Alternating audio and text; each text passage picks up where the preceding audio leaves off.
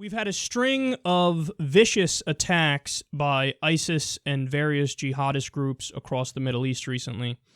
The most recent one is beyond disastrous. Reuters reports here.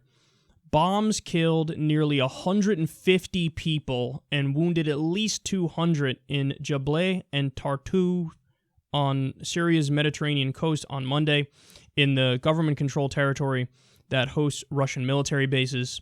ISIS claimed responsibility for the attacks in the cities that have up to now escaped the worst of the violence in the 5-year-old conflict, saying it was targeting members of President Bashar al-Assad's Alawite minority. The Syrian Foreign Ministry sent a letter to the United Nations saying the blasts were a dangerous escalation by the hostile and extremist regimes in Riyadh, Ankara, and Doha, referring to support given to the rebels by Saudi Arabia, Turkey, and Qatar. Okay, that's true. So, admittedly, it's the Syrian Foreign Ministry that said this in a letter to the United Nations, but that's actually correct. So, for those of you who don't know exactly what's happening in Syria right now, you have these rebel groups, which at this point, are primarily made up of just jihadists and Islamists. So you have ISIS, and you have the other largest group that's fighting in the region, al-Nusra. Al-Nusra is, of course, al-Qaeda in Syria. So ISIS and al-Nusra and other jihadists and Islamists are fighting the Assad government, and they're trying to do a revolution that you could argue at one point was led by people like the FSA, and the FSA was supposed to be a more moderate Sunni faction that was fighting the Shia leader in Syria, Assad, who they viewed as somebody who was an authoritarian and a dictatorial leader. But at this point, now the rebel movement has almost totally been hijacked by jihadists and Islamists. And who are supporting the rebels today? Well, you have Saudi Arabia, Turkey, who we learned recently are funding and sending weapons to and protecting al-Nusra, and Qatar. So those are our ally governments backing the Islamists and jihadists because they don't like Assad, the Shia Alawite leader in Syria. That's the state of affairs where we are right now. Now, this is on top of jihadist bombs leaving over 90 people dead in a recent string of bombings in Iraq. And yet again, in these cases, what do all of the victims have in common? They're Shia. So you have Sunni extremists and fundamentalists who are targeting Shia civilians.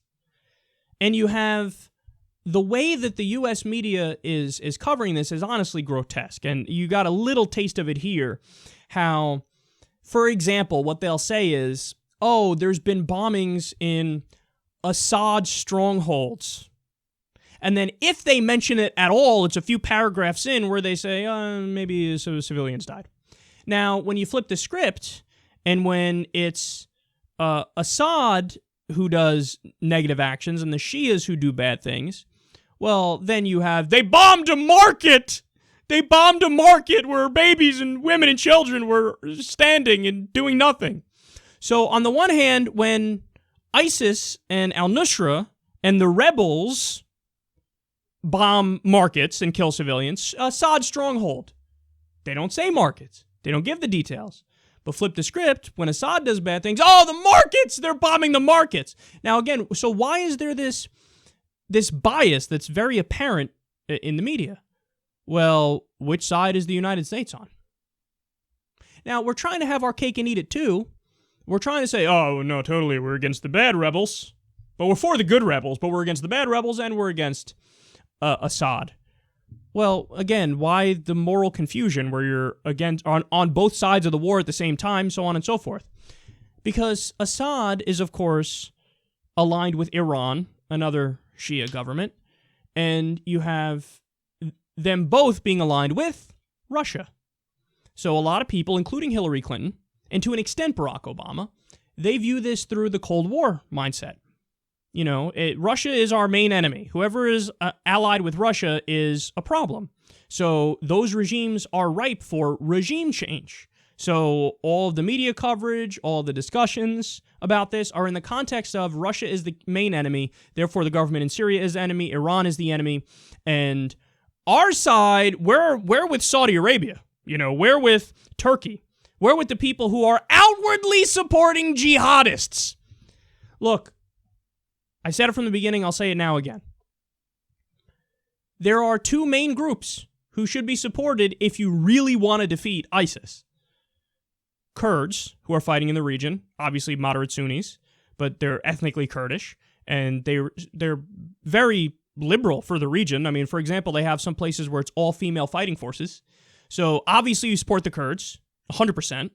But then also, we refuse to bite the bullet and support the Shia militias. Now, have the Shia militias done some horrible things? Of course they have, and we've called it out on the show. We've done the stories.